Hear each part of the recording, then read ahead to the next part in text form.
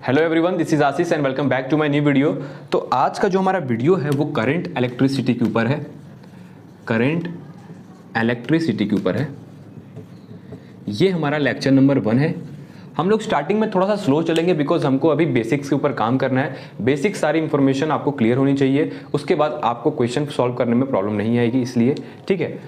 सबसे पहले समझते हैं कि ये करंट होता क्या है। लेकिन इससे पहले अगर आपने पढ़ा होगा कि अगर कोई भी चार्ज रेस्ट पे है, अगर कोई भी चार्ज रेस्ट पे है तो क्या इसके पास करंट होता है? नहीं होता है। हमने इलेक्ट्रोस्टैटिक में पढ़ाई करी है कि अगर चार्ज रेस्ट पे है तो उसके पास क्या होगा? इलेक्ट्रिक फील्ड होगा, लेकिन करंट नहीं होगा। सिर्फ और सिर्फ इसके पास इलेक्ट्रिक फील्ड है। लेकिन जैसे ही इस चार्ज को मैं मोशन करवाऊंगा, मैंने इस चार्ज को मोशन करवाया तो मोशन इसके दो टाइप के हो जाएंगे। एक ऐसा मोशन जिसके अंदर वेलोसिटी कांस्टेंट हो, वेलोसिटी कांस्टेंट हो, और दूसरे मोशन में वेलोसिटी इज नॉट कांस्टेंट, मतलब उसके पास कुछ एक्सेलरेशन होगा। ठीक है। तो इलेक्ट्रोस्टैटिक हमने कब पढ़ा था? जब चार्ज रेस्ट पे था। यहां पे हमने पढ़ा था इलेक्ट्रोस्टैटिक।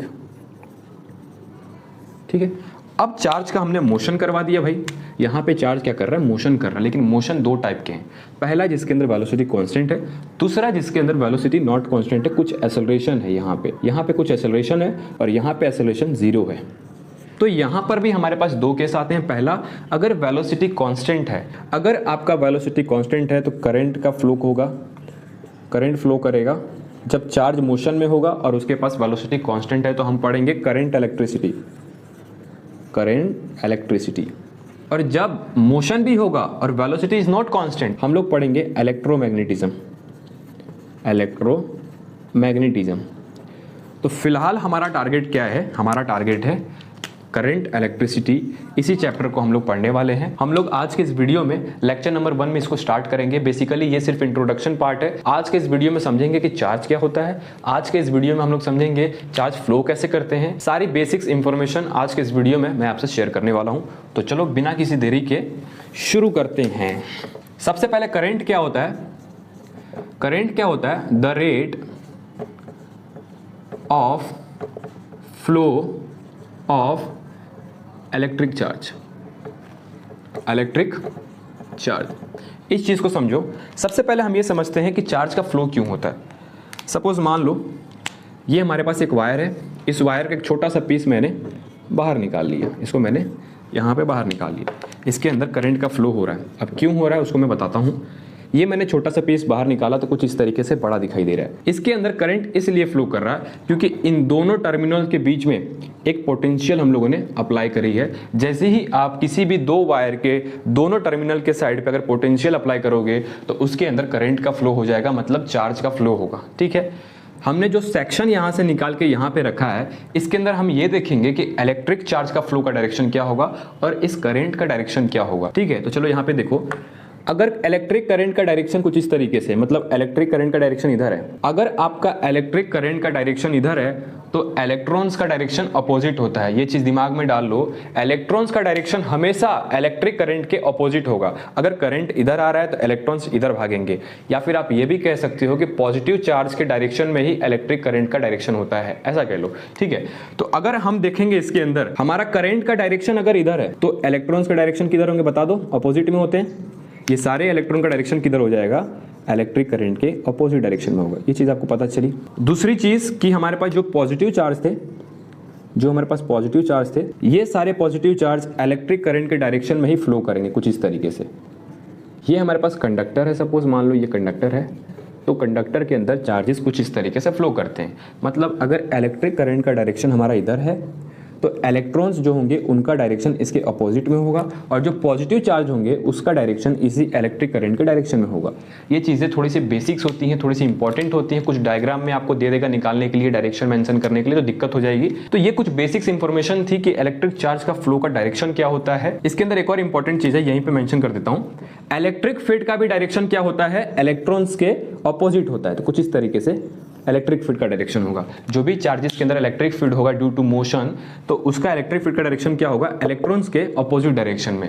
मतलब आप ये भी कह सकते हो कि इलेक्ट्रिक फील्ड का डायरेक्शन और इलेक्ट्रिक करंट का डायरेक्शन सेम है। ये भी आप कह सकते हो, ठीक है। चलो अब आगे बढ़ते हैं। ये चीज़ आई होप आपको समझ में आई होगी। बेसिकली हम लोगों ने ये देखा कि चार्जेस के डायरेक्शन क्या होते हैं जब किसी भी कंडक्टर में से इलेक्ट्रिक करंट फ्लो करता है तब। सो हम लोग अब बात करेंगे ऐसा यूनिट ऑफ करंट। ऐसा यूनिट ऑफ करंट क्या होगा? तो हम लोगों ने कहा कि करंट क्या होता है? Charge flow per unit time. अगर आप इस चार्ज का ऐसा यूनिट लिखते हो तो वो कूलम्ब होता है और टाइम का सेकंड होता है। तो कूलम्ब पर सेकंड को हम लोग एम्पियर बोलेंगे। क्या बोलेंगे? एम्पियर। और इसका सिंबॉलिक रिप्रेजेंटेशन कैपिटल ए से होता है। एम्पियर का मतलब क्या होता है उसको भी समझाता हूँ। अगर मान लो एक मैंने क्रॉस सेक्शन एरिया निकाल लिया वायर के अंदर से, यहाँ से चार्ज फ्लो हो रहा है, ठीक है। अगर इस क्रॉस सेक्शन एरिया से 1 कूलम्ब चार्ज 1 सेकंड में पास करेगा तो वो मेरा 1 एम्पियर करंट होगा। 1 एम्पियर करंट क्या होता है? किसी भी क्रॉस सेक्शन से 1 कूलम्ब चार्ज पर सेकंड पास करेगा तो उसको हम लोग 1 एम्पियर बोलेंगे, ठीक है। और हम लोग करंट को स्मॉल आई से रिप्रेजेंट करेंगे। स्मॉल आई से हम लोग करंट को दिखाएंगे कि करंट वायर में इस डायरेक्शन में फ्लो हो रहा है, तो वहां पे स्मॉल आई आप लिखोगे, ठीक है। दूसरी चीज ये है, सबसे इंपॉर्टेंट है कि करंट हमारा स्केलर क्वांटिटी है या फिर वेक्टर क्वांटिटी है। वेक्टर क्वांटिटी है, बहुत इंपॉर्टेंट पॉइंट है। तो हम सभी को पता है कि करंट के पास डायरेक्शन होता है। फॉर एग्जांपल अगर ये वायर है, फिर ऐसे वायर जा रहा है और इसके अंदर हम लोगों ने करंट दिया है, तो यहाँ पे करंट कुछ इस तरीके से फ्लो करेगा और यहाँ पे करंट कुछ इस तरीके से फ्लो करेगा। मतलब इसके पास डायरेक्शन है और इसके पास मैग्नीट्यूड भी है, लेकिन फिर भी ये स्केलर क्वांटिटी। क्यों? क्योंकि ये वेक्टर लॉ ऑफ एडिशन को फॉलो नहीं करता। वेक्टर लॉ ऑफ एडिशन को फॉलो ही नहीं करता। वेक्टर लॉ ऑफ एडिशन को जो चीज़ फॉलो नहीं करेगी, क्या वो हमारा वेक्टर क्वांटिटी होगा? नहीं होगा। तो क्या हो गया हमारा करंट? करंट हमारा स्केलर क्वांटिटी है। स्केलर क्वांटिटी है, या फिर इसको टेंसर भी बोल सकते हो, टेंसर। अब चलो इस चीज़ को चेक करते हैं कि ये चीज़ कैसे स्केलर क्वांटिटी है। ये सारी चीज़ों को रफ करता हूँ और आपको समझाता हूँ कि करंट कैसे स्केलर क्वांटिटी है। हम लोग अभी बेसिक्स पे काम कर रहे हैं। मैंने स्टार्टिंग में ही बोल दिया था कि बेसिक्स जिसका स्ट्रांग है उसका चैप्टर भी स्ट्रांग होगा, इसलिए बेसिक्स में थोड़ा टाइम लूंगा मैं, लेकिन एक बार बेसिक्स अच्छा हो जाएगा तो आपको फिर दिक्कत नहीं आएगी क्वेश्चन सॉल्व करने में, ठीक है, या फिर कंसेप्ट को समझने में भी आपको दिक्कत नहीं आने वाली अगर आपका बेसिक्स अच्छा है तो चलो आप समझते हैं कि करंट हमारा स्केलर क्वांटिटी क्यों है। देखो सपोज ये मेरे पास एक वायर है, यहां से एक और वायर है और यहां से एक और वायर है और यहां से सिंगल वायर है। यहाँ से करंट फ्लो हो रहा है I1, इसकी वैल्यू है 1 एम्पियर। यहाँ से करंट फ्लो हो रहा है I2, इसकी वैल्यू है 2 एम्पियर। यहाँ से करंट फ्लो हो रहा है I3, इसकी वैल्यू है 3 एम्पियर। तो आप सभी को पता है कि करंट का जो भी मैग्नीट्यूड है वो इस पॉइंट पे आके जुड़ जाएगा। ये सारे करंट की वैल्यू इस पॉइंट पे आके जुड़ जाएगा। तो यहाँ पे जो करंट फ्लो होगा वो क्या होगा? I1 plus I2 plus I3, इन तीनों को जोड़ना है। 1 ampere plus 2 ampere plus 3 ampere, 6 ampere आ गया। 6 एम्पियर हमारा आई की वैल्यू आ गई। इसका मतलब ये हुआ कि आई के जितने भी मैग्नीट्यूड है, ये सारे मैग्नीट्यूड को हम लोगों ने जोड़ा है, ऐड किया है। इसके डायरेक्शन को हम लोगों ने कंसिडर नहीं किया, इसलिए हमारा ये स्केलर क्वांटिटी है। तो ये हमारा स्केलर क्वांटिटी है। दिमाग में डाल लो, करंट क्या है? हमारा स्केलर क्वांटिटी है। स्केलर क्वांटिटी है हमारा करंट, ठीक है। ये चीज क्लियर हो गया। अब चलो समझते हैं कि एवरेज करंट क्या होता है और इंस्टेंटेनियस करंट क्या होता है, ठीक है। तो इसको रफ कर देता हूं। तो चलो अब समझते हैं कि इंस्टेंटेनियस करंट और एवरेज करंट क्या होता है। यहां पर मैं एक क्रॉस सेक्शन एरिया लेता हूं जहां से करंट फ्लो कर रहा है। मान लो करंट कुछ इस तरीके से फ्लो कर रहा है, यहां पे इस तरीके से, ठीक है। तो मैंने माना कि डेल्टा टी टाइम्स में इस क्रॉस सेक्शन एरिया से जो भी चार्ज फ्लो कर रहा है वो डेल्टा क्यू है, ठीक है भाई। क्या दिक्कत है यहाँ पे? डेल्टा टी टाइम में जितना भी चार्ज इस क्रॉस सेक्शन एरिया से पास करेगा वो डेल्टा क्यू है, लिख सकते हैं ना ऐसे, ठीक है। तो आई एवरेज क्या हो जाएगा बताओ? आई एवरेज करंट क्या हो जाएगा? Delta Q upon delta T हो जाएगा। जो भी चार्ज डेल्टा टी टाइम में इस क्रॉस सेक्शन एरिया से पास किया है वही तो हमारा आई एवरेज होगा, ठीक है। तो आई एवरेज की वैल्यू क्या आती है? Delta Q upon delta T, ठीक है। अब चलो समझते हैं कि इंस्टेंटेनियस करंट क्या होता है। आई इंस्टेंटेनियस जब आप निकालोगे, सबसे पहले इंस्टेंटेनियस का मतलब समझ लो, किसी भी एक इंस्टेंट पे वैल्यू निकालना, जस्ट एक इंस्टेंट पे वैल्यू निकालनी है। यहाँ पे टाइम इंटरवल था, सपोज मान लो ये डेल्टा टी को मैं लिख सकता हूँ T2 माइनस T1। यहाँ पे दो इंस्टेंट है, T2 भी और T1 भी है, इन दोनों का इंटरवल है डेल्टा टी, लेकिन हमें इंस्टेंट मतलब किसी भी एक पॉइंट पे या तो T1 हो या तो T2 हो। तो ऐसा करने के लिए हम क्या करेंगे, देखो यहाँ पे लिमिट लगाऊंगा, limit delta T tends to 0 कर दूंगा और जो हमारे पास एवरेज करंट आया था उसको यहाँ पे रखूंगा। ऐसा मैं क्यों कर रहा हूँ आपको थोड़ी देर में समझाऊंगा कि ऐसा मैं क्यों कर रहा हूँ। अब देखो limit delta T tends to 0 करोगे, आई एवरेज की वैल्यू उठा के यहाँ पे रखो, क्या हो जाएगा बताओ। आई एवरेज की वैल्यू क्या आई थी, डेल्टा क्यू अपन डेल्टा टी। अब इस चीज़ को समझना बहुत इंपॉर्टेंट है, इस चीज़ को समझना बहुत इंपॉर्टेंट है। अब देखो कैसे, इसको मैं ग्राफ के हेल्प से समझाता हूँ। ये हमारे पास ग्राफ हो गया, ऊपर चार्ज हो गया और नीचे टाइम हो गया, ठीक है। मान लो सपोज ये हमारा ग्राफ है चार्ज और टाइम के बीच में, ओके। तो मान लो ये हमारा T2 हो गया और ये हमारा T1 हो गया। वैसे ही जो हमारा चार्ज आएगा इस पे वो क्या हो जाएगा, Q2 हो जाएगा और यहाँ पे Q1 हो जाएगा। तो हमने क्या किया, आई एवरेज निकालने के लिए delta Q upon delta T किया। इसका मतलब क्या किया, Q2 माइनस Q1 कर दिया और T2 माइनस T1 कर दिया। तो ये हमारा क्या आ गया, आई एवरेज आ गया। लेकिन इंस्टेंटेनियस में हमने लिमिट क्यों लगाया उसको ही समझो। Limit delta T tends to 0 का मतलब होता है डेल्टा टी की जो वैल्यू होगी वो 0 को अप्रोच करेगी। यहां से भी अप्रोच कर सकती है और यहां से भी अप्रोच करेगी। 0 के इक्वल नहीं है, 0 के बहुत पास है। या तो लेफ्ट हैंड साइड से इसको अप्रोच करेगी या तो राइट हैंड साइड से इसको अप्रोच करेगी। 0 के इक्वल नहीं है लेकिन 0 के बहुत पास है, अप्रोक्स 0 है। तो क्या ये जो गैप आप देख रहे हो डेल्टा टी वाला, जो ये गैप था, अब ये गैप होगा, अब ये एक पॉइंट बन चुका होगा यहाँ पे, क्योंकि आपने T2 माइनस T1 की वैल्यू 0 के अप्रोक्स कर ली है। तो वो क्या होगा, वो एक पॉइंट बन जाएगा। अब जैसे ही पॉइंट बनेगा और इस पॉइंट पे अगर आप स्लोप निकालते हो तो वही तो हमारा इंस्टेंटेनियस स्लोप होता है, ये वाला। ये हमारा क्या है, ये हमारा dq/dt है, ये हमारा इंस्टेंटेनियस स्लोप है। तो बस इसका मीनिंग यही है कि डेल्टा टी टेंस टू 0 का मतलब होता है जो आपका डेल्टा टी का वैल्यू होगा वो 0 को अप्रोच करेगा। तो क्या मैं यहाँ पे अब आई इंस्टेंटेनियस को dq/dt लिख सकता हूँ? तो आगे से आप याद रखोगे कि आई इंस्टेंटेनियस क्या होता है, dq/dt होता है। अगर मैं यहाँ से इसको ऐसे लिखता हूँ dq equals to I dt और दोनों साइड इंटीग्रेट करता हूँ तो चार्ज की वैल्यू क्या आ गई, आई dt आ गई।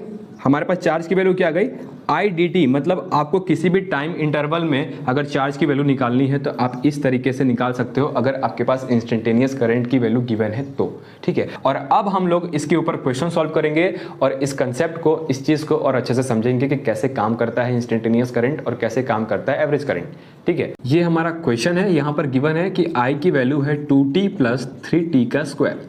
ये हमारे पास आई की वैल्यू है। It very with time, time के साथ आई चेंज हो रहा है। हमें निकालना है I average from t equals to 1 to 3 second. 1 second से लेकर 3 सेकेंड के बीच में हमें आई एवरेज की वैल्यू निकालनी है कि कितनी होगी। दूसरा आई इंस्टेंटेनियस निकालोगे at t equals to 1 second. ये दो चीज़ें फाइंड करनी है। हमारे पास आई की वैल्यू गिवन है, ये आई की वैल्यू टाइम के साथ वेरी कर रही है, ठीक है। तो चलो सबसे पहले आई एवरेज निकालते हैं। हम लोग आई एवरेज पहले निकालेंगे। आई एवरेज मैंने बताया था delta Q upon delta T, लेकिन यहाँ पर इसको यूज़ नहीं कर सकते क्योंकि यहाँ पे करंट की वैल्यू टाइम के साथ वेरी कर रही है, टाइम के साथ वेरी कर रही है। तो अगर ये नहीं कर सकते तो क्या करेंगे उसको देखो। जब भी आपका करंट टाइम के साथ वेरी करेगा तो आई एवरेज कुछ इस तरीके से निकालना है। D Q upon D T लिख सकता हूँ। एक स्मॉल चार्ज फ्लो कर रहा है with respect to small time interval, तो क्या मैं उसको D Q by D T लिख सकता हूँ, ठीक है। इस डी क्यू को मैं क्या लिख सकता हूँ फर्दर, देखो D Q equals to I D T लिख सकता हूँ, ठीक है। तो डी क्यू की जगह पे मैं आई डी टी लिखता हूँ और नीचे डी टी, और इन दोनों को इंटीग्रेट कर दूंगा जो भी हमारे पास टाइम इंटरवल है। सपोज यहाँ से 1 से लेकर 3 तक है, यहाँ से 1 से लेकर 3 तक है, तो ये हमारा आई एवरेज दे देगा। तो अगर आपका करंट टाइम के साथ वेरी करेगा तो ये वाला फॉर्मूला लगा के आप आई एवरेज निकालोगे। अब चलो इस क्वेश्चन को सॉल्व करते हैं। हमें ये वाला इक्वेशन का यूज़ करना है, इसको रफ कर देता हूँ।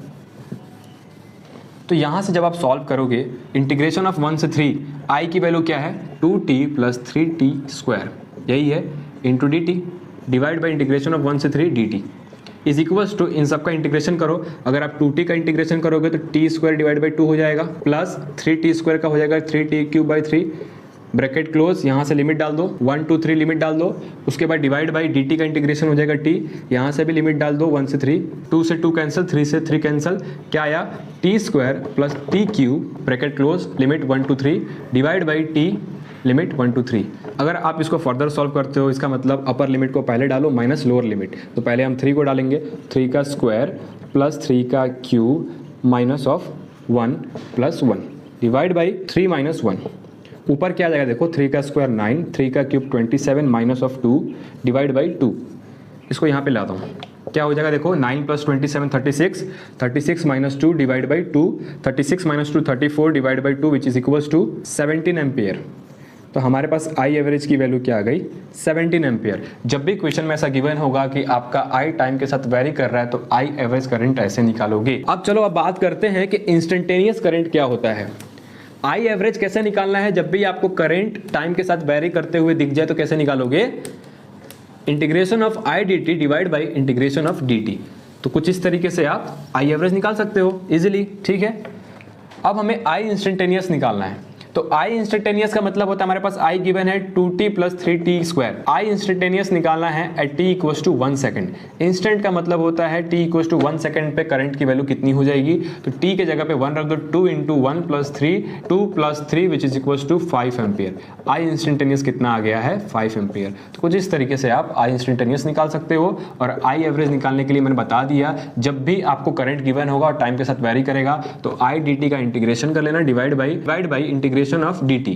तो कुछ इस तरीके से हम लोग आई एवरेज निकालेंगे और यहाँ पे आई इंस्टेंटेनियस भी निकाल दिया। मैं सारी चीज़ों को हमेशा बेसिक से ही पढ़ाऊंगा, यही मेरा टारगेट था और है और रहेगा, बेसिक से ही चलेंगे हमेशा, ठीक है। So thank you so much for watching this video. अगर आपको ये वीडियो अच्छा लगा तो लाइक कर देना, चैनल पर नए हो तो सब्सक्राइब कर देना। अगला वीडियो सुबह के 8 बजे आएगा, कल तैयार रहना। Thank you so much for watching this video. मिलते हैं किसी नए वीडियो में, तब तक के लिए बाय।